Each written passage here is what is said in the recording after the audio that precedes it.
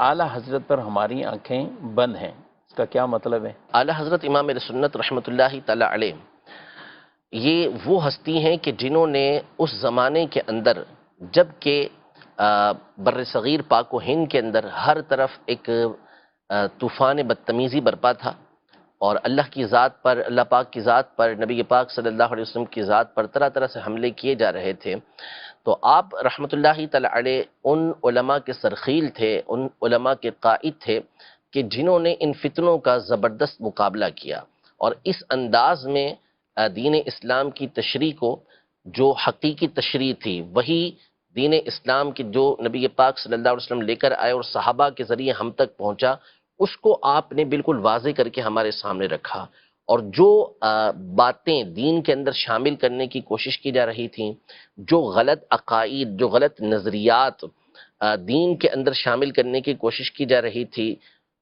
اولیاء پر، صحابہ پر، اہل بیت پر، انبیاء پر، حتیٰ کہ اللہ کی ذات پر جو اعتراضات کیے جا رہے تھے، ان کے بارے میں جس طرح کے غلط نظریات اور عقائد کو بیان کیا جا رہا تھا، ان تمام نظریات اور عقائد کا دلائل کے ساتھ آپ نے رد کیا۔ تو بالکل واضح طور پر اسلام کی صحیح تصویر کو امام اہل سنت الشاہ امام احمد رضا خان رحمۃ اللہ تعالی علیہ نے ہمارے سامنے پیش کیا۔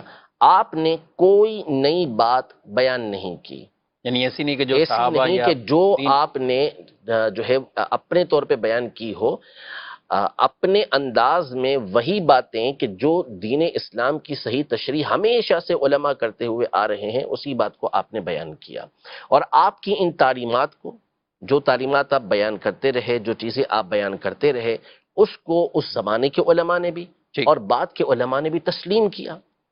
کبھی ایسا نہیں ہوا کہ بات تو کر سکتے ہیں، کوئی بات کرتا ہے کہ جی ہمیں اختلاف ہو سکتا ہے، یہ ہو سکتا ہے، لیکن کون سی بات کہ جس سے اختلاف کیا جائے گا، وہ بات بھی تو پیش کی جائے نا۔ جی تو امام اہل سنت رحمۃ اللہ تعالی علیہ نے جو باتیں کی ہیں وہ اپنی جانب سے کی ہی نہیں ہیں۔ آپ نے چاہے وہ عقائد کی بات میں تو کوئی کلام ہو ہی نہیں سکتا نا، بلکہ اختلافی مسائل جو ہوتے ہیں وہ تو فروعیات کے اندر ہوتے ہیں، فقہی مسائل کے اندر ہوتے ہیں، عقیدہ تو مسلمانوں کا متفق علیہ ہے۔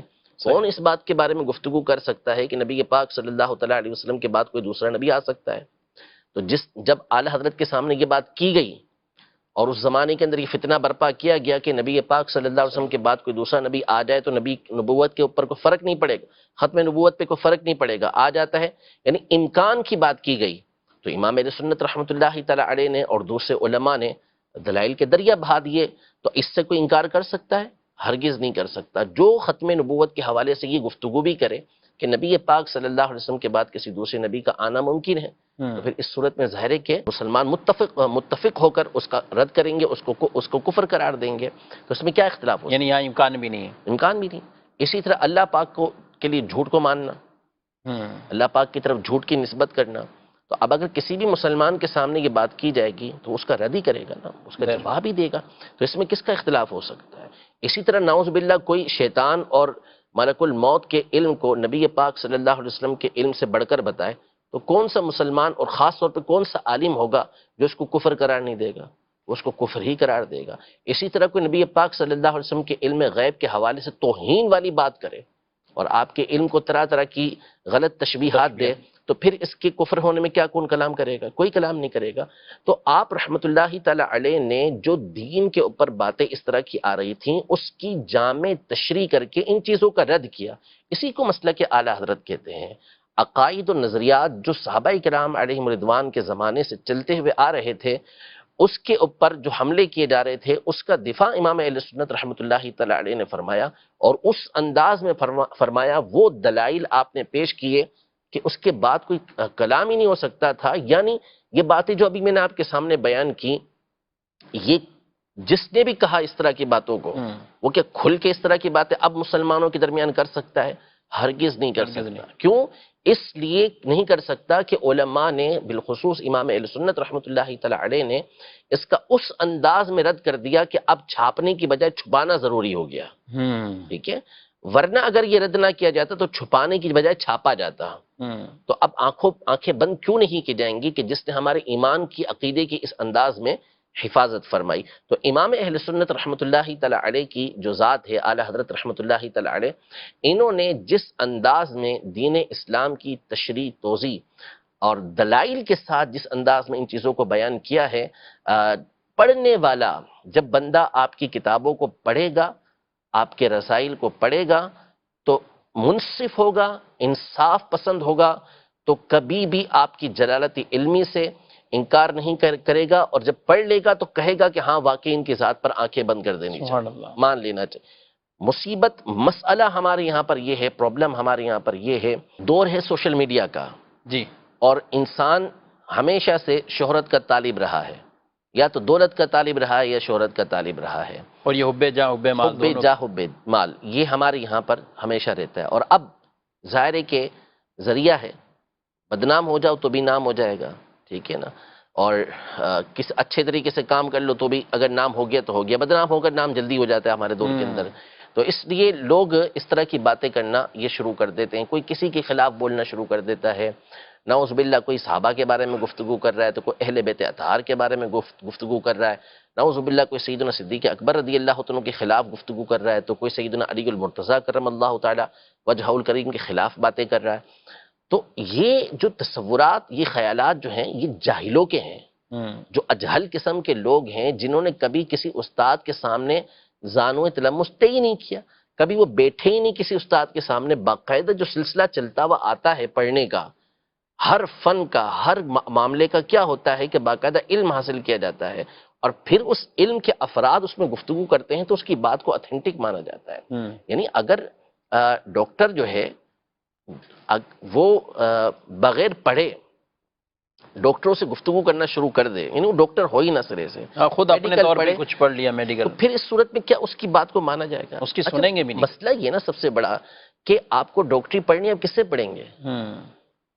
میڈیکل پڑھنا ہے، میڈیکل میں داخلہ لینا ہے آپ کو، تو آپ کس سے کہاں داخلہ لیں گے؟ جو بھی اسی فن کے مالک. اگر بالفرض ہمارے دور کی بات کریں ہم، تو ہمارے دور میں چونکہ مدارس کے اندر عمومی طور پہ دینی تعلیم دی جاتی ہے، صحیح. کوئی بھی ڈاکٹری کی تعلیم حاصل کرنے کے لیے کسی جامعہ میں نہیں جائے گا، ہاں مدرسے میں نہیں جائے گا، ٹھیک ہے، وہ کہاں جائے گا؟ میڈیکل کالج کے اندر جائے گا، ٹھیک ہے. کسی کو انجینئرنگ پڑھنی ہے وہ میڈیکل کالج میں نہیں جائے گا، وہ انجینئرنگ کالج کے اندر ہی جائے گا، وہاں جا کے وہ تعلیم حاصل کرے گا. فزکس پڑھنا ہے، فزکس کے استاد سے پڑھے گا، ٹھیک ہے، وہ اس کو بایولوجی کے استاد سے نہیں پڑھے گا. میتھ پڑھنا ہے، میتھ کے استاد سے پڑھے گا.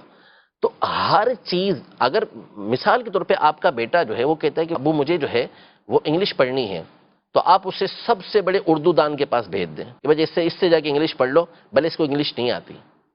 ظاہر نہیں ہوگا نا، ظاہر سی بات ہے. آپ کو اردو میں بہترین جو ہے وہ ادب سیکھنا، اردو کا ادب، آپ اس کو جو ہے وہ کسی انگریز کے پاس بھیج دیں کہ اس سے جا کے اردو ادب سیکھ لو، تو کیسے ہوگا؟ تو اسی طرح جو دین ہے وہ دین کس سے سیکھا جائے گا؟ صحیح. دین کا علم بھی آپ اسی سے حاصل کریں گے نا کہ جو اس کا ایکسپرٹ ہو، جس نے اس کی تعلیم حاصل کی ہو. اب جس کو الف سے بے دین کی آتی نہیں، جس کو عربی عبارت تک پڑھنا آتی نہیں، وہ کہ میں قرآن و حدیث کو خود سمجھ سکتا ہوں، کتنا بڑا ظلم ہے. یعنی امام اعظم ابو حنیفہ رحمۃ اللہ تعالی علیہ، امام شافعی رحمۃ اللہ تعالی علیہ، امام شافعی نے 10 سال قبیلہ حذیل کے اندر گزارے، جو عرب کا فصیح ترین قبیلہ تھا. کس لیے گزارے؟ تاکہ عربی زبان کے اندر ایسی اعلی خود عربی ہیں، ایسی مہارت حاصل کر لیں کہ قرآن و حدیث کو صحیح طریقے سے سمجھ سکیں، جو اس کے معانی اور مفاہیم اس کو صحیح طریقے سے سمجھ سکیں. پھر اس کے بعد ان کی خدا داد ذہانت اپنی جگہ پر، اور علم دین کے لیے الگ تگ و دو اپنی جگہ پر. اب کوئی شخص آتا ہے جس نے کبھی پڑھا ہی نہیں ہے، آ کے وہ کہتا ہے کہ جس طرح میں نے قرآن کو سمجھا اس طرح تو امام شافعی بھی نہیں سمجھے. کیسے کہیں گے اس بات کو؟ کیسے تسلیم کریں گے آپ کی بات؟ یعنی آپ بڑے بڑے جو فلاسفر ہیں ان کے مقابلے میں آپ ہماری بات کو تسلیم نہیں کریں گے. اگر ہم کوئی حکمت والی بات کہیں تو نہیں، اس کی بات معتبر ہے زیادہ. وائی؟ کیوں؟ اس لیے کہ وہ اس کا فن ہے، آپ اس کی بات کو تسلیم کر رہے ہیں، ہماری بات کو تسلیم نہیں کریں گے. کیوں؟ اس لیے کہ آپ کا یہ کام نہیں ہے. میں میڈیکل کی کوئی بات آپ کو بتا دوں، میں ڈاکٹری کی کوئی بات آپ کو بتا دوں، انجینئرنگ کی کوئی بات آپ کو بتا دوں، جو میں نے اس کتاب سے پڑھ لی، اس کتاب سے پڑھ لی، تو میری بات تسلیم نہیں ہے. اس کی بات کیوں تسلیم ہے؟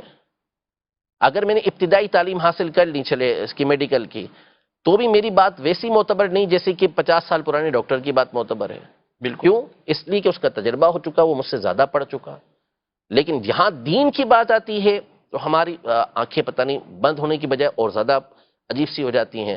تو اس لیے جو اسلاف ہیں، بزرگان دین ہیں، یہ ایک پورا ٹاپک ہے. اگر میں اس پر گفتگو کرنا چاہوں کہ متقدمین اور متاخرین کے علم کے درمیان کیسا فرق ہے، تو اس پر علماء کی 50 نصوص موجود ہیں کہ متقدمین یعنی پرانے علماء کے جو علمی رسوخ ہوتا تھا، ان کی مضبوطی ہوتی تھی، وہ اس قدر زیادہ ہے کہ امام ذہبی رحمۃ اللہ تعالی علیہ جیسی ہستی نے فرمایا کہ جب آپ نے ابو بکر الاسماعیلی رحمۃ اللہ تعالی کی ایک کتاب کا مطالعہ کیا، مسند فاروق کا، تو آپ نے فرمایا میں نے جان لیا کہ متاخرین متقدمین کے حفظ کے برابر پہنچ ہی نہیں سکتے.